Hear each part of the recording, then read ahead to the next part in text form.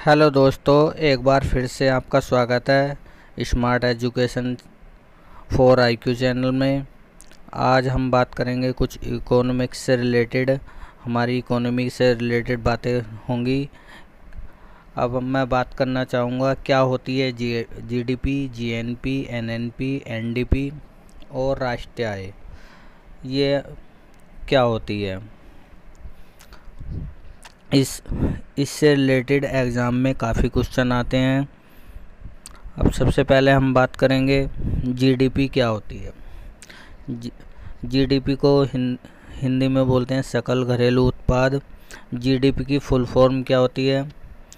Gross domestic product. जैसा कि जानते हैं आप, ग्रॉस डोमेस्टिक मीन्स मतलब घरेलू मतलब जो अपना इंटरनल पूरे कंट्री के अंदर जो चीज़ हमारी प्रोड्यूस हो रही है, सर्विस है, चाहे वो प्रोडक्ट है। अब इसकी अगर डेफिनेशन की मैं बात करूँगा तो जीडीपी की फुल फॉर्म एक बार ग्रॉस डोमेस्टिक प्रोडक्ट होती है, जिसे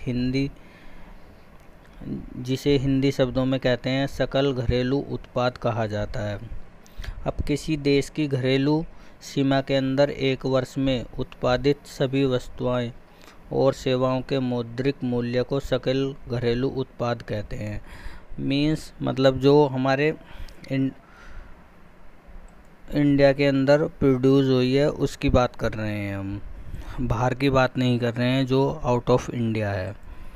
अब अगर हम इसको समझना चाहें एक बार फिर से इस तरह भी समझ सकते हैं, जैसे कि किसी देश के घरेलू सीमा में एक वित्तीय वर्ष में मतलब एक साल के वित्तीय वर्ष में उत्पादित अंतिम वस्तुओं एवं सेवाओं का मौद्रिक मूल्य, मौद्रिक मतलब जो अंतिम मूल्य है उसको जीडीपी कहते हैं। ये पीछे पीसीएस में भी इस तरह की डेफिनेशन पूछी गई हैं। देन उसके बाद मैं बात करूँगा नेशनल इनकम क्या होती है? किसी एक निश्चित वर्ष में उत्पादित अंतिम वस्तु एवं सेवाओं के कुल मौद्रिक मूल्य से राष्ट्रीय आय कहलाती है। राष्ट्रीय आय में वस्तुएं एवं सेवाओं की बाजार कीमतें शामिल होती हैं। देन उसके बाद मैं बात करना चाहूँगा आपसे नेशनल आय को हम कैसे निकालते हैं। जब नेशनल आय की बात करना चाहेंगे, जब एनएनपी को मार्केट प्राइस से बदलकर फैक्टर कॉस्ट में निकाला जाता है उसको नेशनल इनकम कहते हैं। Suppose NNP minus indirect tax plus subsidiary, मतलब जो इनडायरेक्ट टैक्सेस हैं वो हम माइनस करेंगे और सब्सिडरी ऐड करेंगे, तो उससे हमारी नेशनल इनकम बन जाएगी। अब नेशनल इनकम से रिलेटेड कुछ शब्द हैं जो काफ़ी एग्ज़ाम में पूछे जाते हैं। जैसे हम नेशनल इनकम निकालना चाहें उससे रिलेटेड 2-3 हैं चीज़ें जो आपको देखनी पड़ेगी। एक तो जीएनपी होता है, एक एनडीपी होता है, एक एनएनपी होता है। इनको भी समझना बहुत ज़रूरी है। अब मैं बात करना चाहूँगा आपसे पहले एनडीपी सकल घरेलू उत्पाद से जब उत्पादन में प्रयुक्त मशीन और पूंजी की घिसावट को घटा दिया जाता है, शुद्ध घरेलू उत्पाद प्राप्त होता है। शुद्ध घरेलू उत्पाद मीन्स एनडीपी कहेंगे हम उसको। एनडीपी जैसे सपोज जो कोई चीज़ हम परचेज करते हैं विद इन 1 ईयर में उसका डेप्रिसिएशन होता है। डेप्रिसिएशन मतलब उसकी घिसावट कहते हैं या मूल्य ह्रास कह सकते हैं उसको। अगर मैं इसको एक एग्जांपल के रूप में समझाना चाहूँ दोस्तों, जैसे कि सपोज मैंने एक फ़ैन परचेज किया, आज उसकी कॉस्ट 1000 है। अब अगर उसको ईयर एंड में मैं उसकी कॉस्ट निकालना चाहूँ तो उस पर कुछ ना कुछ घिसावट हुई होगी, कुछ डेप्रिसिएशन हुआ होगा, तो उसको जो डेप्रिसिएशन या घिसावट कह सकते हैं उसको माइनस करेंगे। सपोज उसमें 200 रुपये का माइनस हुआ तो 800 उसकी एनडीपी आ गई। देन उसके बाद बात करेंगे जीएनपी क्या है? सकल राष्ट्रीय उत्पाद। जीएनपी का क्या मतलब होता है? मीनिंग ऑफ जीएनपी, किसी भी देश में एक निश्चित समय अथवा एक वित्तीय वर्ष में देश के नागरिक द्वारा उत्पादित वस्तुओं और सेवाओं के अंतिम मौद्रिक मूल्य को सकल राष्ट्रीय उत्पाद या जीएनपी कहते हैं। जीएनपी के अंतर्गत यदि कोई भारतीय व्यक्ति किसी अन्य देश में रहकर व्यापार या जॉब करता है जिसके बाद वह अपने लाभ को भारत में भेजता है तो इस लाभ को जीएनपी से जोड़ा जाता है। इसके विपरीत यदि विदेशी कंपनियां कोई विदेशी व्यक्ति जो भारत में व्यापार या जॉब करके अपने लाभ को भारत से बाहर भेजता है तो इस लाभ को जीएनपी में घटाया जाता है। अब जीएनपी की फुल फॉर्म लेते हैं, ग्रॉस नेशनल प्रोडक्ट।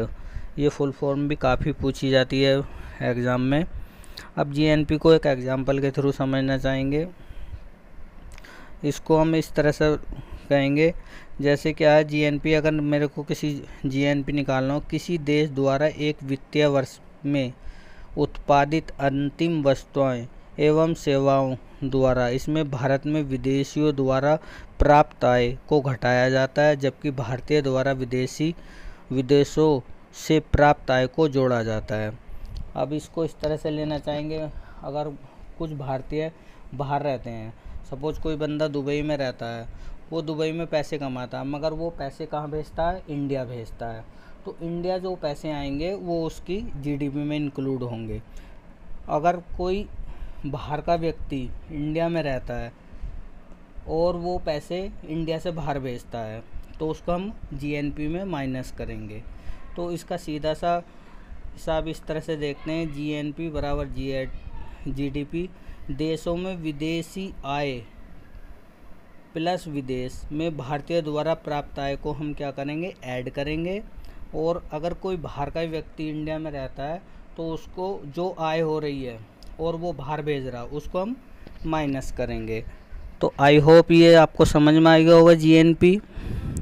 देन उसके बाद बात करेंगे हम शुद्ध राष्ट्रीय उत्पाद, एनएनपी। एनएनपी क्या होता है? एनएनपी का मतलब मीनिंग ऑफ एनएनपी, जीएनपी से लागत के मूल्य में होने वाली मूल्य ह्रास को हटाने के बाद जो शेष बचता है उसे शुद्ध राष्ट्रीय उत्पाद या एनएनपी कहा जाता है।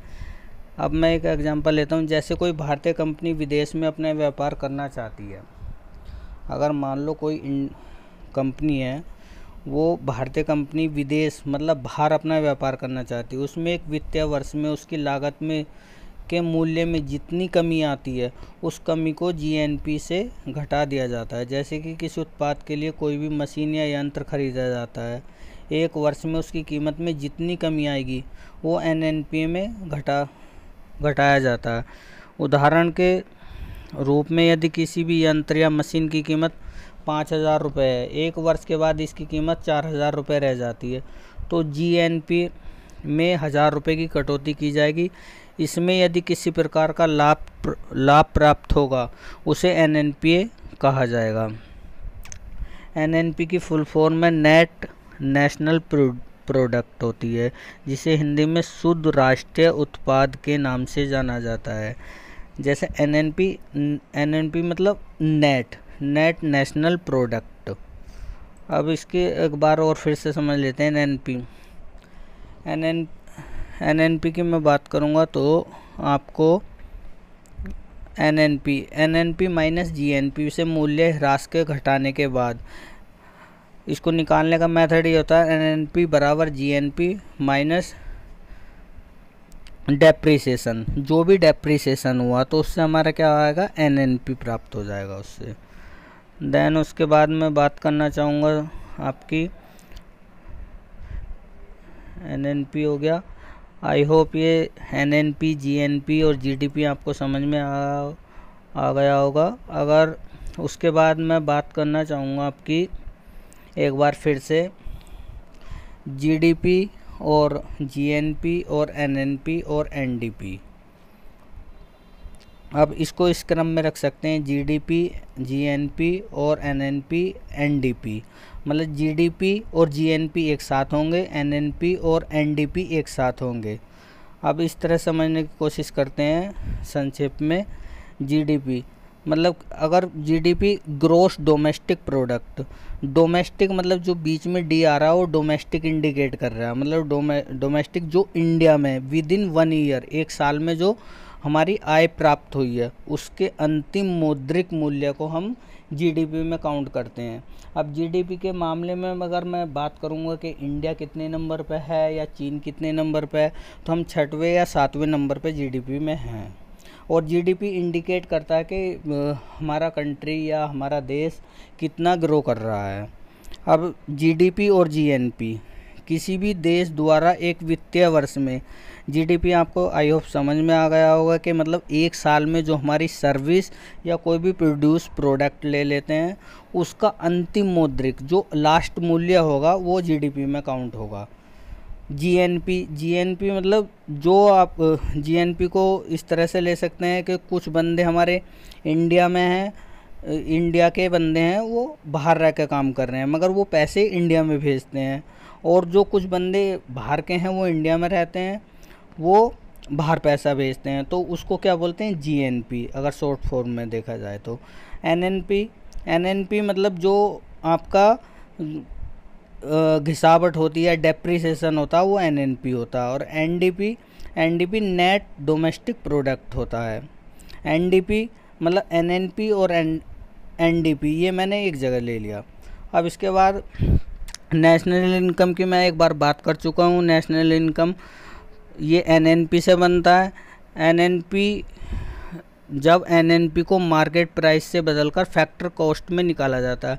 इसकी बहुत सारी चीज़ें हैं जो कंसिडर करते हैं नेशनल इनकम को निकालने के लिए। एक मेथड होता है जैसे कि एनएनपी माइनस जो इनडायरेक्ट टैक्सेस होते हैं प्लस जो सब्सिडरी होती हैं। सब्सिडरी मतलब जैसे गवर्नमेंट बहुत सारे लोन होते हैं, इस तरह की जो सब्सिडरी देती है वो ऐड कर दी जाती है, और जो इनडायरेक्ट टैक्स होते हैं वो माइनस कर दिए जाते हैं, तो हमारी नेशनल इनकम निकाल ली जाती है। इससे रिलेटेड कुछ क्वेश्चन इंडिया के उसमें आते हैं कि सबसे अधिक राष्ट्रीय आय कौन, नेशनल इनकम किसकी है। जैसे मैं देखना चाहूँगा गोवा की राष्ट्रीय आय ज़्यादा है। सबसे कम किसकी है? बिहार की है। सर्वाधिक यूनियन टेरिटरी दिल्ली की सबसे ज़्यादा है राष्ट्रीय आय की अगर मैं बात करना चाहूँगा। उसके बाद लास्ट हमारा होता है प्रति व्यक्ति आय। प्रति व्यक्ति आय मतलब पर कैपिटा इनकम। ये भी मैं थोड़ा इसके बारे में बताना चाहूँगा क्योंकि ये भी इससे रिलेटेड है। जब कुल राष्ट्रीय आय में से कुल जनसंख्या का भाग देते हैं तो प्रति व्यक्ति आय प्राप्त होती है। प्रति व्यक्ति आय दो तरह से प्राप्त की जा सकती है। जैसे क्या है, प्रचलित कीमत है, मतलब जो करंट में हमारे प्राइस हैं और वर्तमान में जो करंट में हमारी जनसंख्या है उससे हम डिवाइड कर देते हैं, तो उससे किसी देश की प्रति व्यक्ति आय निकल जाती है। आई होप ये चीज़ें आपको समझ में आ गई होंगी। ये इकोनॉमिक्स के बहुत महत्वपूर्ण टॉपिक हैं, इसको एक बार ध्यान से देख लेना चाहिए। इससे रिलेटेड काफ़ी क्वेश्चन आते हैं, पीछे पीसीएस में भी, हर तरह के एग्ज़ाम में इससे रिलेटेड कोई ना कोई क्वेश्चन आपके ज़रूर ही मिल जाएगा आपको देखने के लिए।